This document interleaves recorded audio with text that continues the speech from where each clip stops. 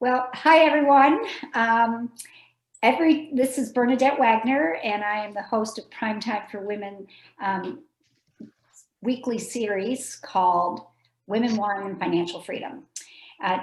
Typically, for the past 7 weeks, we've hosted a different financial expert, a lawyer, an estate planner, a financial coach, or maybe we've had accountants and lawyers. Today, we're taking a little bit of a different tack.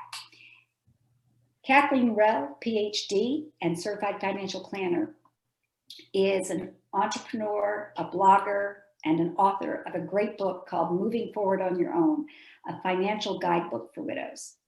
She spoke last week about that, but today she's going to be talking about a different aspect of estate planning, not your physical possessions, not your things that you pass on, but what the most important things, your values, your stories, your memories, what you want to pass on to the next generation, to those you love, to your friends and families. So Kathleen is going to be doing this as a workshop format, but if you have any questions, feel free to jump in and ask. And I have shared this a link to her website on Primetime for Women's website, but I'll also put it in the chat here. Okay, Kathleen, thank you so much for being here. It's so wonderful to have you back with us. Thank you, Bernadette.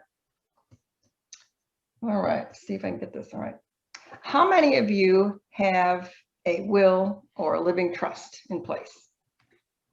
I do. Okay, good. I do too. What do those documents do? For me, I think that they gave me a sense that my 5 children would know that we have tried to provide for them after our deaths. And also it gives me the sense that they know that we worked really hard at being equitable and fair to all of them. Okay, you had your hand also. Thank you. You had your hand also, Karen.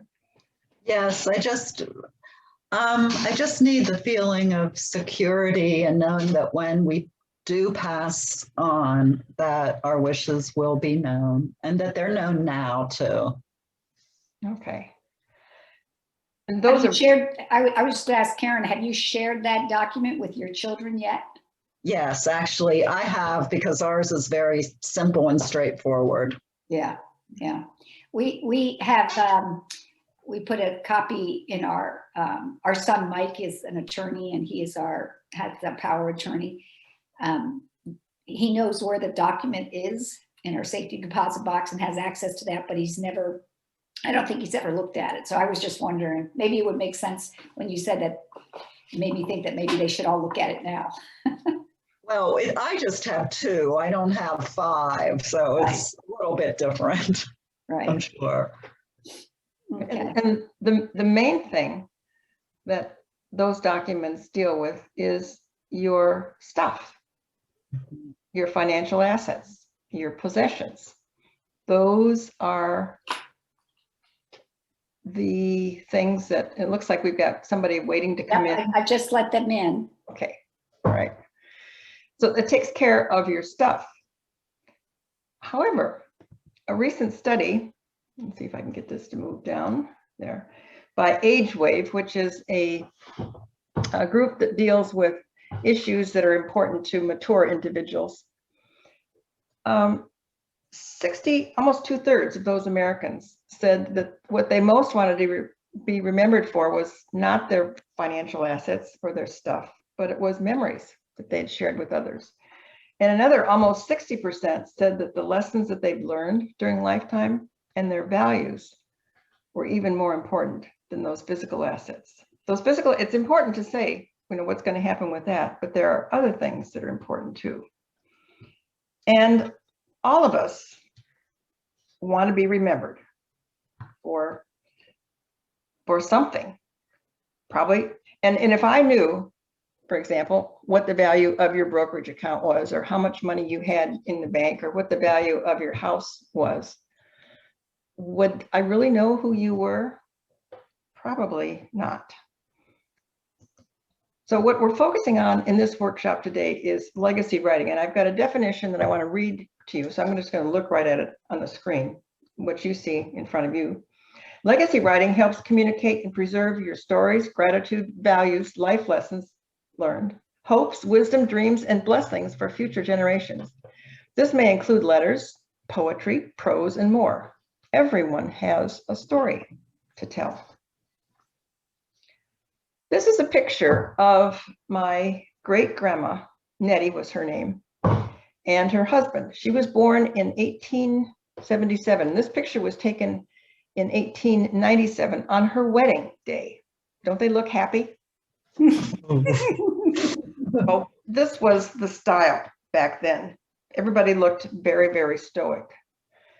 Now, Grandma was a school teacher, a school marm, as they called them back then, in a country school. Now, this picture is not the actual building where she taught, but it looks a lot like the building in Iowa. And when she called her kids for reading and writing and arithmetic lessons, she used this little bell.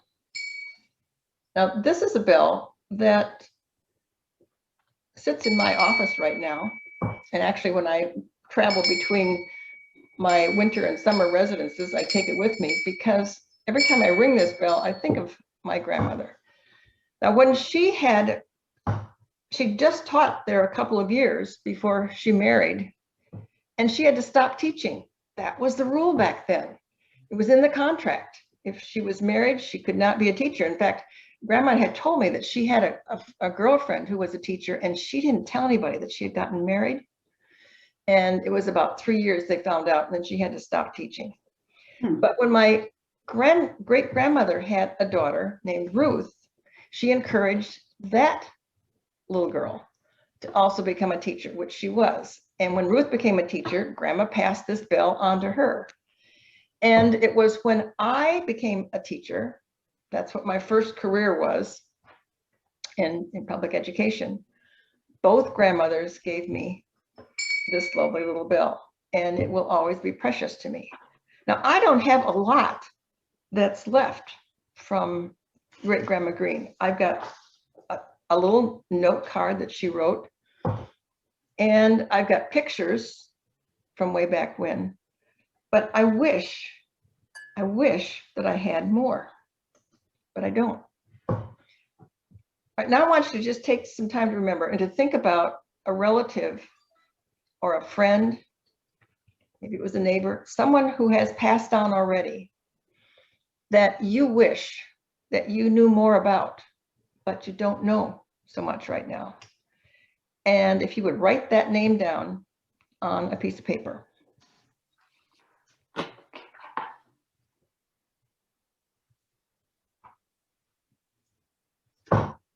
And then also write what you wish you knew more about that person.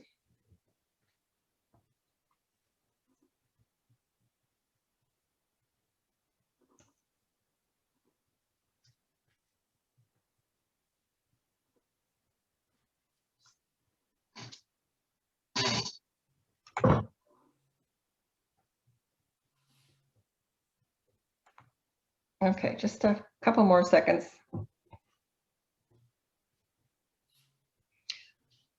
All right, would either of you be willing to say what the name of that person was and what you wrote down that you wished you knew more about that person? I wrote down my grandfather on my father's side. His name was Joseph Gradiska, but in the United States, he was known as Joseph Gray. He shortened his name to Gray. He came in through Ellis Island, and I would love to know the stories of his childhood growing up what was then Austria-Hungary. I don't know enough. I know he ran away from home to Trieste, Italy, where he worked on ships, and that he ended up coming into New York. There would be stories there. There would be stories there, yes. Yes. Bernadette? Yeah, I put Margaret Hayes, and that was my father's mother. her mother came to the U.S., immigrated to the U.S. from Ireland, and to be like a nanny or a child care provider. And when she got married, she died in childbirth. And so when she had my grandmother, so they had to send her back to Ireland. And so she crossed the Atlantic on a boat with people who promised to deliver her back to her people in Ireland. And she stayed there until she was 18 years old and then came back to this country. I never heard what it was like for her growing up without her mother. And I have I'm curious about knowing that her mother came here and died in childbirth, if that had any role in her deciding to come back. Oh my goodness. Yes. Yes. Lots of stories there.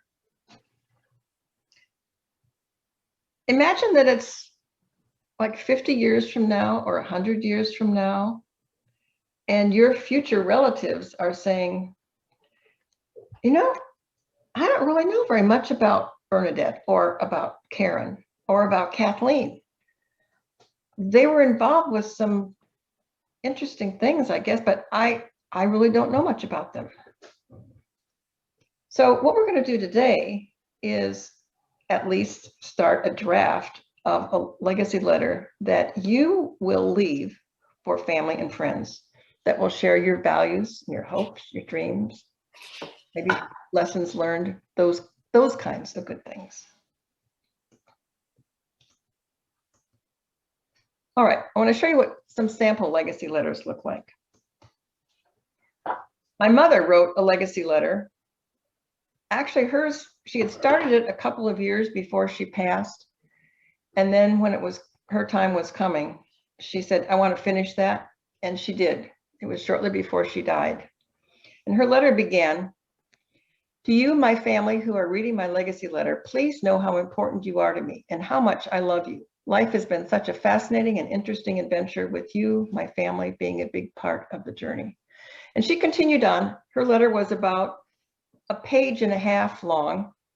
She asked that it be shared at her memorial service, not before. So we did that. We gathered around after that service, and I pulled the letter out and made copies and shared it with the family. And it was very, very special. And there were some poignant parts. We had already started planning. We did a family gathering every other year, and we'd already started planning for the next year's gathering. And in that letter, she said, from wherever I am, I'm still going to help you with that family reunion. So she was emphasizing the love of that gathering. She also had some wise pieces of advice for various members of the family. There was a little segment, she said, well, you know, Kathleen, your dad and I were kind of worried about you at one point in your life, but you turned out okay. So that was wise advice. Now, that letter, talking about the reunion, part of what Mother had, she did not have a lot of money when she died. And each of my two brothers and I inherited a small IRA that she had given each of us. And she had said to me, I hope that you can use part of this to facilitate that reunion. So every year, I take out the required minimum distribution, or a little bit more. There's a few $1,000s that I take out, and we use that to pay transportation, flights, car rentals, things like that for some of the family members who are coming in.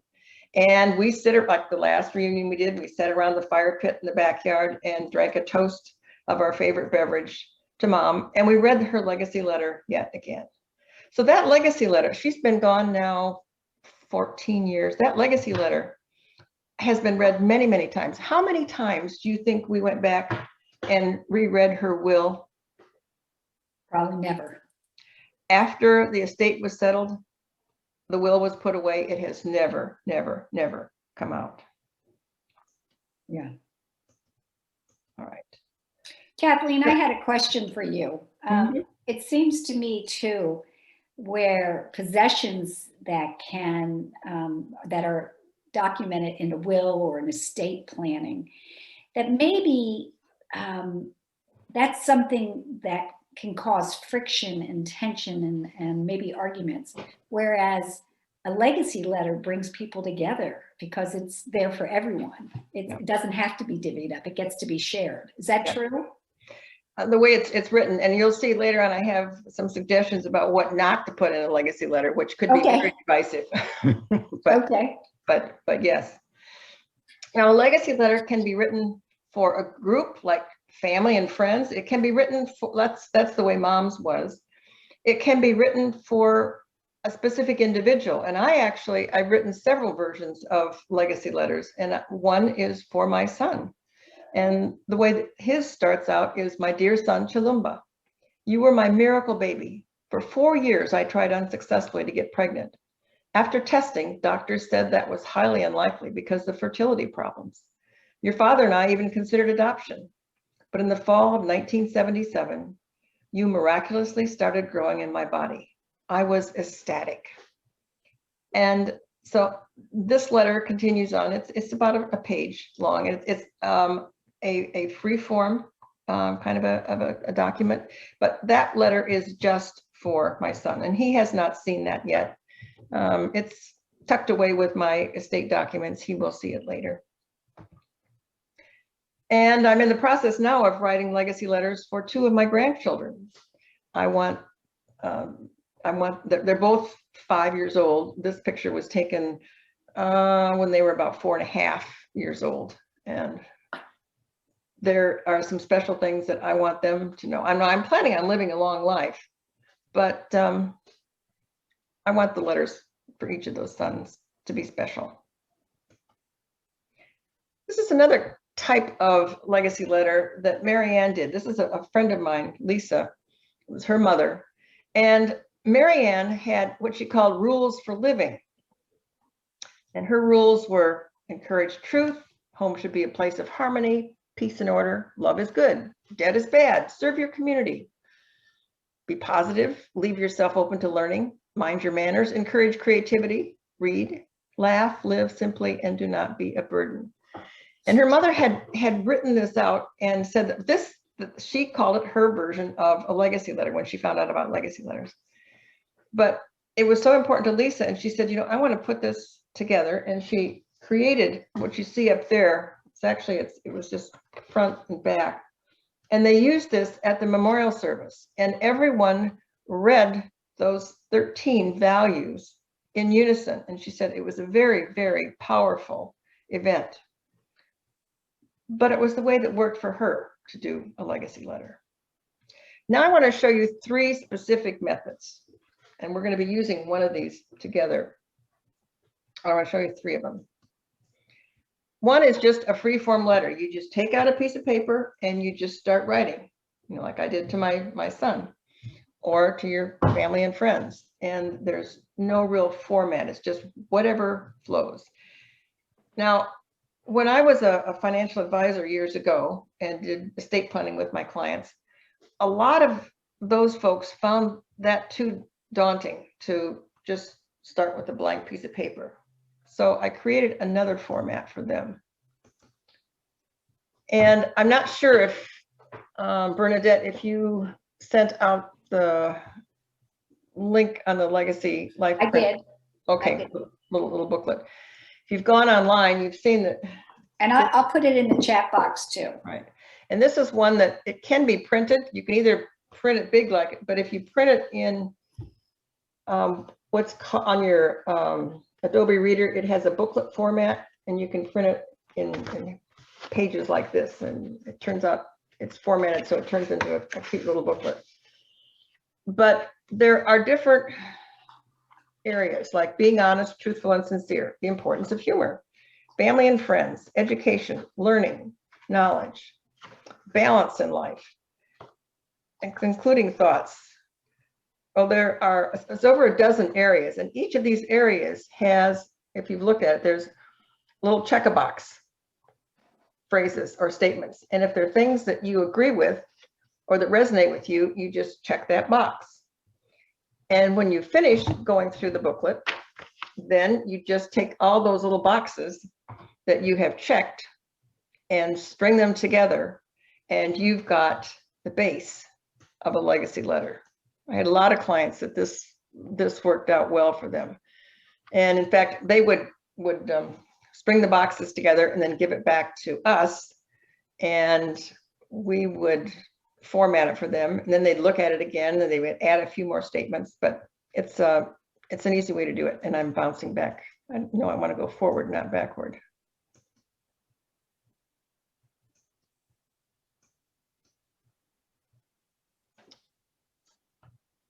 You know what I did? I clicked on that box, and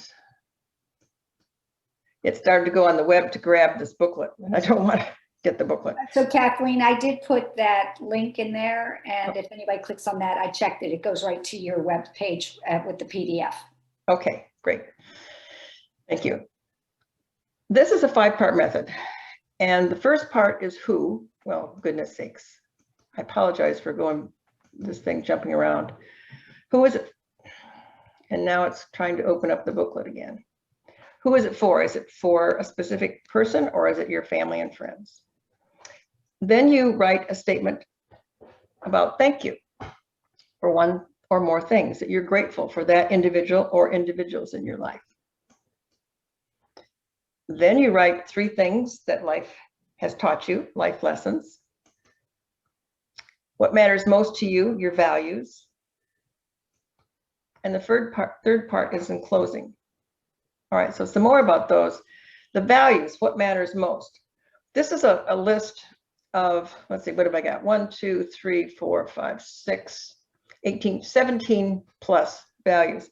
Values that people say are important to them. Things like achievement, adventure, aesthetics, autonomy, friendship, love, generosity, health, integrity, pleasure, fun, purpose, recognition, relationships, security, service, spiritual growth, wealth, wisdom, and other kinds of values. And certainly there are many more values in just this, but that's a possibility of what values are. In fact, if anybody wants another listing, you can send me an email and I'll send you a page from the booklet that actually is a little exercise where you can identify what your values are. All right, so how does that 5-part look when you put it together in a legacy letter? This is one of my most recent versions, and I'm going to take you through the 5 stages. Dear family and friends, that's who it's for. Thank you for being a phenomenal blessing to me. Life wouldn't have meant much without you. Over the years, I've wished we lived closer, but we still stayed in touch and got together periodically. As I write my letter during this COVID-19 pandemic, I especially miss seeing you in person. So that's my thank you statement. Now I've got my 3 life lessons that I'm going to emphasize. Life has taught me a lot, including these 3 things. 1, the more you give, the more you'll receive in return. Helping others results in rich rewards. I call this psychic income. 2, education opens many doors.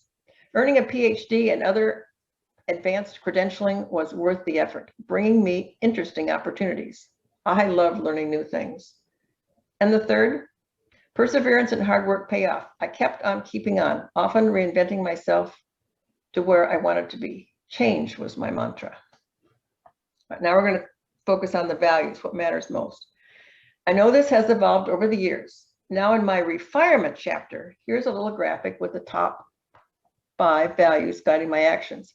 And because I like pictures and art and color, I made this little graphic. I could have just listed the values, but for me, my top 5 are family, fun, play, that includes art and writing and learning and traveling and music. Focus, purpose, that's helping nonprofits and others. That includes doing things like I'm doing right now with you. Friends, relationships are so key. And as Bernadette, you and I were talking last week, actually studies are showing that our relationships are one of the most important things for us as we continue to age. And then fitness of body, mind, and spirit. So those are my 5 top values that I've identified. In closing, here's a favorite quote of mine. Tell me what it is you plan to do with your one wild and precious life. And you may recognize that, Mary Oliver from The Summer Day. P.S. You'll find many legacy poems and stories I've written over the years in my separate notebook. Hope you enjoy them. I will love you forever, Kathleen, Mom, Grandma. And I last updated this the 31st of January of this year. And because I periodically, it's at least once every 2 years that I update my letters, I date them. And my earliest legacy letter that I ever wrote goes way back to 1999. And it was just a very simple little one. Where do you keep them? I keep mine in, I've got a binder that has my estate documents in it and some other things. And it's in the very front of that. I also keep it in, gosh, I'll take it off the shelf.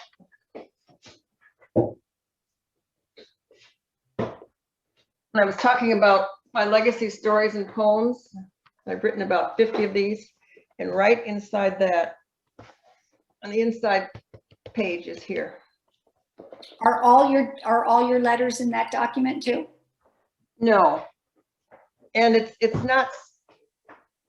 not so important for me that those other letters are passed on. Right. To the kid. I've written them for myself, and it's interesting for me to see, but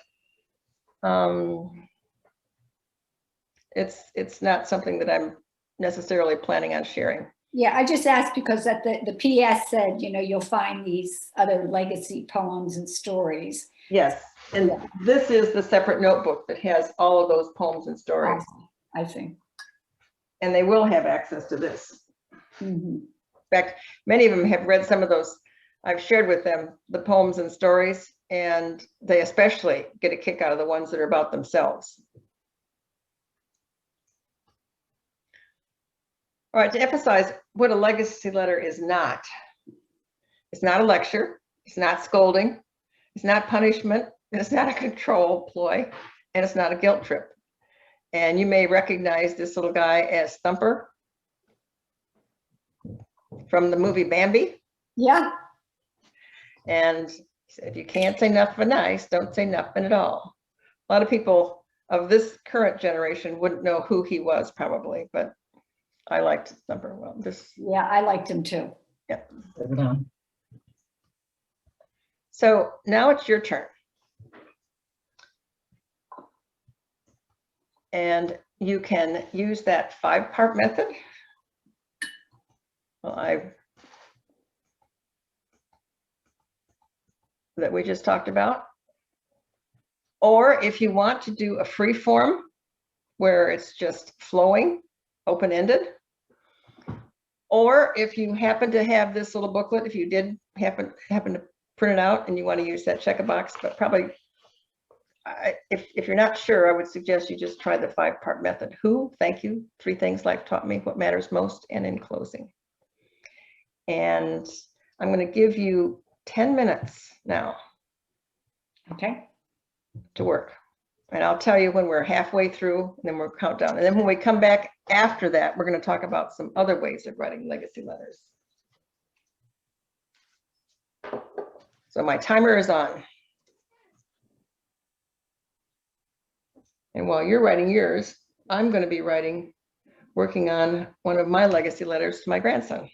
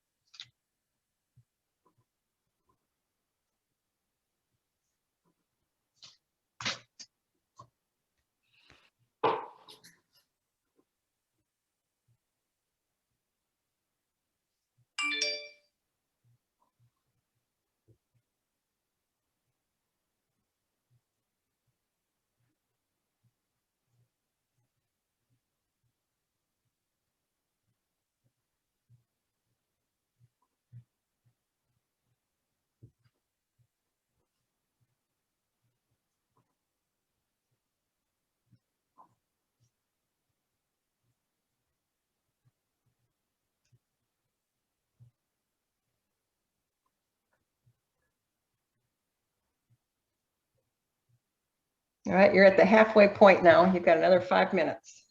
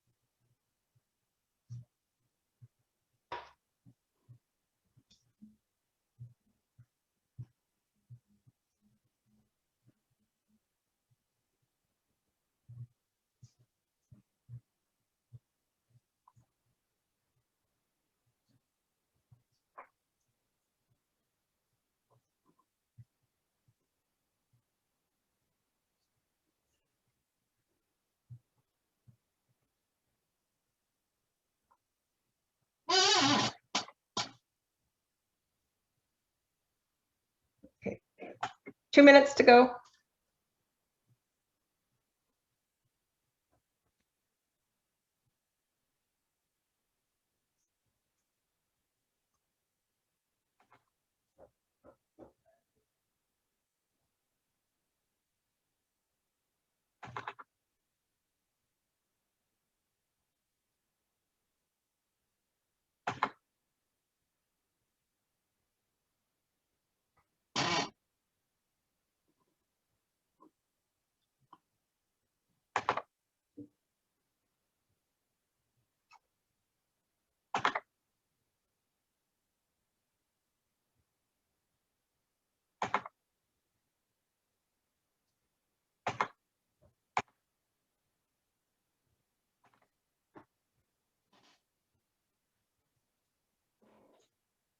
Okay, we're going to wrap it and stop at this point.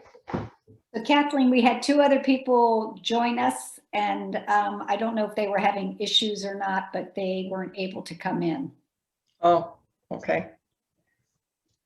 Yes, I saw a name pop up and I wasn't sure what was going on. Yeah. All right, you probably could just keep on writing more, but stopped at this point. Are either one of you willing to share what you've written so far, knowing that this is just a draft, that you weren't paying attention necessarily to grammar or the correct spelling or any of those kinds of things, because that can be fixed later? I'll pass on that. I said this to my children. Thank you for loving me. I don't have my glasses on. Thank you for loving me and being the source of happiness and joy in my life.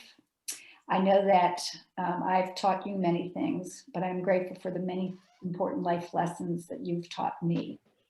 To be humble. I'm grateful. I'm grateful for your individuality, your passion, your talents. You are God's creation, a constant reminder of infinite love. You also, I'm grateful that what I do, I also learned from you that what I do is far more important than what I say. Then the values, I just kind of was jotting things down. I said that my values include finding your purpose and living your passion, seeing the best in others, knowing that forgiveness will always set you free. You're never too old to learn something new. Empowering others is its own source of empowerment, and family matters most. I didn't get a chance to write a closing. Yeah. And just a little bit I know about you, Bernadette, I would say that you nailed it. You've got it. And I can imagine that message will be very, very well received by family. This can often be a very emotional exercise, especially if it's the first time that someone has done something like this. So don't be surprised if, in fact, I got a little misty-eyed just writing to my 5-year-old Christian right here myself. All right, some other ways that people have done variations of legacy letters. One of my clients, Annette Krickenberger, said, I can't write that legacy letter. I just can't do it. But what she could do was to create a cookbook. She made a copy for me. She took favorite recipes from, and that's a fairly large family. She's got several kids and quite a few grandkids. But she took favorite recipes and she included pictures of that individual or couple or whoever it was that liked that recipe. Her daughter helped her put it together, and it became a many-month project. And she had a ball doing it, and she gave everybody copies of it. They loved it, but that wasn't even one of the best parts.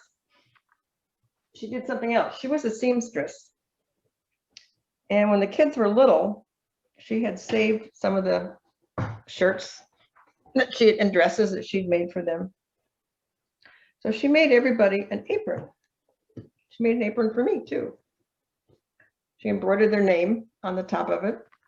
And then there was a pocket in the apron. Now mine just has, I don't know, whose fabric this was from, but each of the individuals that she made an apron from, it was made from their shirt or their dress or an item of clothing that she had saved on it. And this is a keepsake that will be around for a long, long, long time. So Kathleen, I have a recipe box that I had to do for a home ec project in 7th grade. And it's so funny. Those recipe cards in there are so gnarly. They are just so sticky with food. And but although I cook most of the time now from Bon Appetit or my Paprika app or my New York Times app, what my kids say they want, what they fight over already, and I haven't even passed, is that recipe file. Yes, yeah. Food is love. Yeah, yes. Right. Yes. And all the memories associated with those biscuits or cookies or whatever it was that are on those cards. Another client said, again, I can't write that legacy letter stuff, but we talked some more, and she said, well, I can write about the houses we've lived in.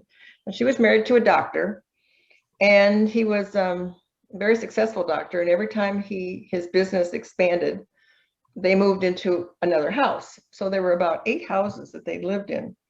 And she wrote one page front and back about their experiences in each of the particular houses. Now, she chose to share this with her son before she passed, and he was so tickled with it. And in fact, he said, "Oh, that's just great, Mom. Can you write some more about it?" She said, "Well, those are the only houses that we lived in." And he said, "No, Mom, you could write some more about what happened in each of the houses." And he'd sent a little note back to her, and she wrote to me. She said, "Dear Kathleen, here's a copy of my version of a legacy letter. Please overlook the mistakes in grammar and spelling. I really enjoyed doing this, although it was painful at times. I gave it to Jim," that was her son, "on his birthday. He liked it very much and wants me to fill some more of the fun times in some more pages. Maybe another summer project." That was what Jenny chose to do. This is another book that a client did, Stuart. He retired, and unfortunately, in less than a year, they were off on a trip and he died. He had a heart attack and he died. Well, they had been married many, many years, and she wanted to really do a beautiful book about him. So she worked together with a ghostwriter and did, she went, Wow. it was a really classy book. And she had done his, all the way back from before they met, when they met, and then how their life went on. She had a memorial service for Stuart about a year after his death, because she was working on this book. And she gave everybody at the service a copy of this book. I mention this because there are firms out there that will work with individuals to help them to write. His wife said there's no way that she could have put the thing together. And in fact, there was a firm that, when I was researching some of this, what was available, there's a firm in England that does it. And they, during the COVID, they've just been doing it virtually. But normally they have the person actually come and meet with you. So it costs thousands and thousands of dollars. And then there are less expensive ones. There's another one called Storyworth, and they send you a topic to write on that one of your relatives has asked you to write on, like what was your first job, or what were your experiences at college, or how did you meet Mom? And then you respond to that, send it back in, and then you get a new topic the next week, and you keep writing a whole year or how many topics you want to write on. And at the end, they compile it and put it together in a book. Legacy jewelry. This is another approach.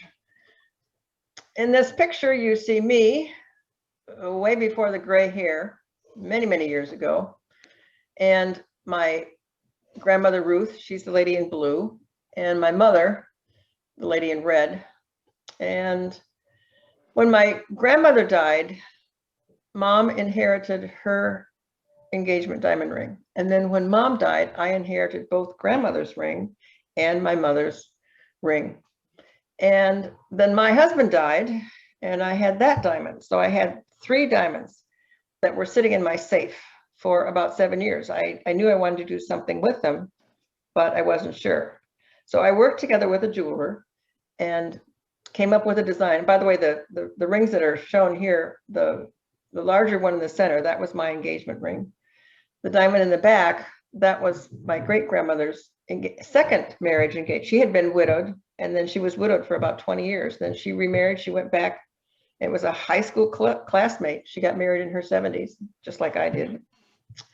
And the band with diamonds, Daddy was a poor farmer. He didn't have a whole bunch of money. So he didn't have enough for a solitaire ring, but he had little diamond chips. So I worked together with the jeweler and designed this ring. And I've actually got this ring on right now. Beautiful.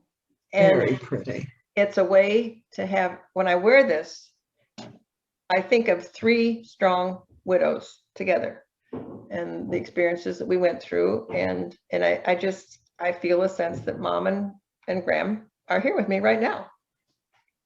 Kathleen, I don't know if you can see this ring because you're screen sharing, but I always thought I was lucky in the drawing the 9 Howard kids. I picked number 1. So I got to go through and pick the thing that I wanted first. So I picked my mom's wedding band and engagement ring. And when I do live shows or when I tape my TV show, I always wear this, but on days when I have a big day or if I feel nervous, I wear the ring my husband gave me when my twin daughters were born, which has 2 opals in it. And I wear that next to my mom's ring. And so it's sort of like I'm sandwiched between these 2 generations that support me and uplift me. So I get the legacy jewelry. I think that's really beautiful. Yes. And a number of my widowed clients, I mean, they did everything from necklaces to repurposed rings, but wanted to do something. And I felt that my diamonds were much happier in this format than they were sitting in the safe anymore. But So how did you come up with that design though? It's really different and very pretty. The jeweler had been recommended to me, and I had researched several ones, and I just felt a connection, right. and I said I wanted them to come together, and this was an unusual setting. I didn't actually have to design this. The setting was available, and he said it's going to be perfect for what you want to do. And I wanted it. I have rather long fingers, and he said it's going to fit nicely on that finger. So I had talked to some others, but it just didn't feel right. But this one did. Yeah, it's lovely. Thank you. All right, a couple of other ways, like forever and ever. Bob and Dorothy, they're both gone now. I worked with them for many years. Bob died first. He was in his late 80s. They were special in a lot of ways. They were very, very connected with their Christian faith, and they had done ministry work overseas when they were younger. But he died, and then she died a couple of years later. But when they were alive, they set up a plan that would continue to make a birthday gift to several family members. One of them was a foster daughter. They did not want to give her a big chunk of cash outright because they felt that probably she would just blow it. It would be gone. She might use it for drugs. They were not very happy about the marriage that she was in. They felt that the husband might abscond with the money. So they thought, well, every year we could arrange so that a gift would be made to her. And it was through a planned gift through a charitable organization that they supported. And even though they're both gone now, it's like they're saying, happy birthday from wherever they are. And that continues to go to that foster daughter. And there were some other nieces and nephews that are getting gifts this way too. So you obviously did that as a financial planner. Is that something that other certified financial planners can help people with? Some of them are aware of this and some are not. Like I've just been invited to speak at a conference in October. That's the conferences are starting to get back in person, not just virtual. And it's a group of wealth management advisors. And we're going to be talking about a very sophisticated testamentary charitable remainder annuity trust that is a way to overcome some of the problems with not being able to have stretch IRAs anymore. So that's probably more than what you want to know as an introduction. But you're talking another language. Yes, but more there. If one has access like to a national organization that they're connected with, it might be ministry, it might be healthcare, like cancer research, anything that's a large organization, they will have a planned giving department. And that might be a good place to start even before a financial planner. Okay. Sometimes people would be sent to me because this was one of the specialties of my practice. but sometimes the nonprofit then can direct the individual to a financial professional that might be able to assist with document preparation. For myself, like this is a picture of my late husband, Tom. And part of my legacy really was the book that I wrote. And it talks about us, and he's in the book, and that will always be part of the legacy. But I also established a fund that is, I called it the Moving Forward on Your Own Family Foundation. It's through a community foundation. And we make grants. We've made grants to about 50 organizations now that benefit widows and their children. But when I pass on, that will pour into a permanent endowment fund, plus more monies from my assets. And that will continue on forever and ever, supporting a number of organizations that are important to me. Your story matters. I talked about the legacy letters, poems, and stories. There are legacy story writing groups. These were just a couple of the groups that I facilitated here in St. Petersburg and up in Saratoga Springs. There are other places though. Many community colleges, lifelong learning centers have these. And it's a chance to write your stories, to share them with one another. And for many of the people, well, not many, several of the people who were in this group, I encouraged them to publish those and get them published. And so quite a few of the members of my storytelling groups have been published online with their stories. And of course, the families love them. And this was a little, if you look at it, legacy writing, we want to be remembered, our stories live on. That's actually a haiku. Haiku is one of the easiest ways to start writing poetry. It's 5 syllables, 7 syllables, 5 syllables, 3 lines only. What else related to legacy letters? A question oftentimes comes up about, what about your obituary? Can you write your obituary? Could that be a form? Yes, you can. I have actually written my own obituary.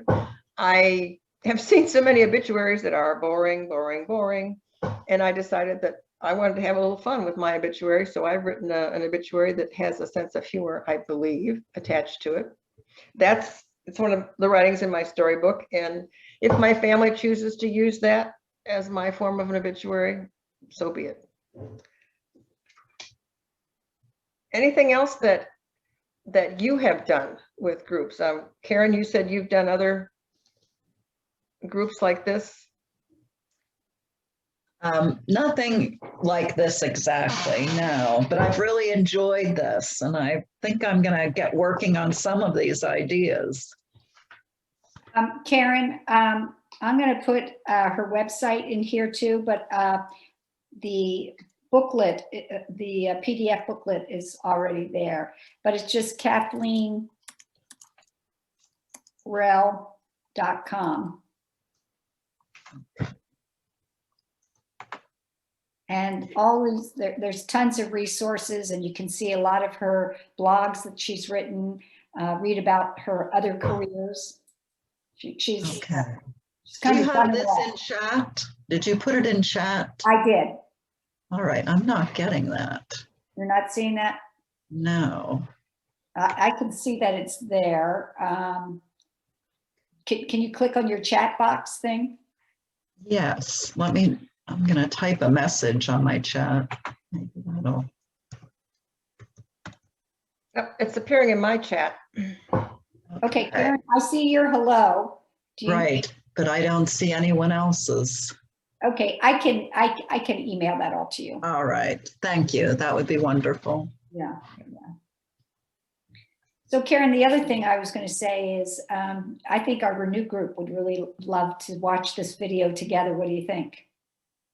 Oh, I think we lost her.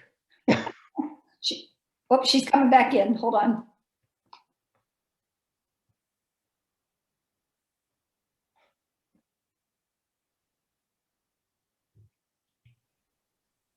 Okay, I did not do that on purpose. Well, I figured that. Karen, I was saying that I thought maybe our Renew group might like to watch this video together, And that would be a fun evening, wouldn't it?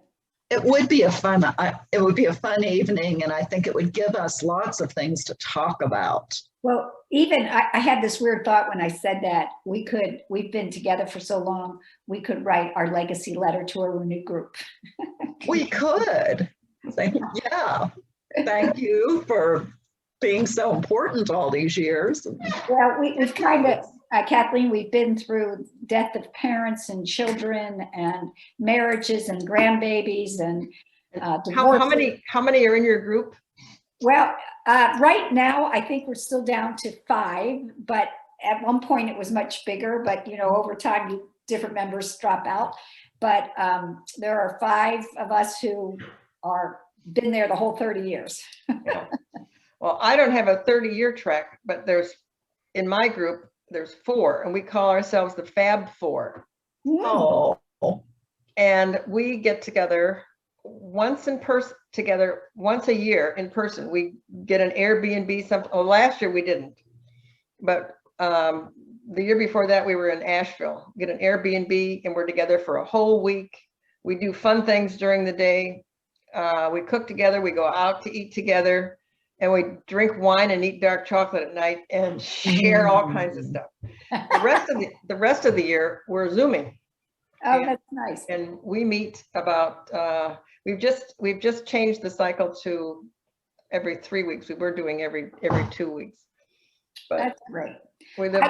I love that, as you know, that's the whole thing behind Prime Time for Women, that these connections matter. Yeah. And so that's so wonderful that you have that and that your friends have that together. And it's a place, I'm sure your group is the same. It's a safe place. And sometimes a member will come in and just say, I got a dump tonight. It's just, I just can't understand what's going on with my daughter. And I don't know who else to talk to about this. That is definitely our group, right? That's Karen? Absolutely our group. Yes. Yeah. Well, Karen, your camera's not on, but I just wanted to give you a chance to ask Kathleen any questions or share any stories before we end tonight's discussion here. This lovely presentation. I don't have any questions. I've really enjoyed this, and I have lots of ideas, too many ideas. I'm going to have to narrow down what I'd actually like to do. Or or do like what Kathleen did, write multiple letters and put them in a notebook. Well, I'm thinking more of books on different topics and different people, so I do need to narrow it down a little. But yes, thank you very much. I've enjoyed this. Yeah, thank you. And I would encourage you to do it with your group. You'll find a different, like if there's more people involved, there's a different dynamic that will happen. Yeah, I'm sure. I'm sure. Well, Kathleen, thank you so much for facilitating this workshop. I wish you the very best of luck in your future work. I know that I'll keep looking forward to reading your blogs and your articles. And I'm really so grateful for the chance to meet you and for your support of Prime Time for Women. Well, thank you for reaching out and connecting with me, Bernadette. All right. Thank you. Take care. We'll see you later. Bye-bye. Bye, Karen. Bye. Bye.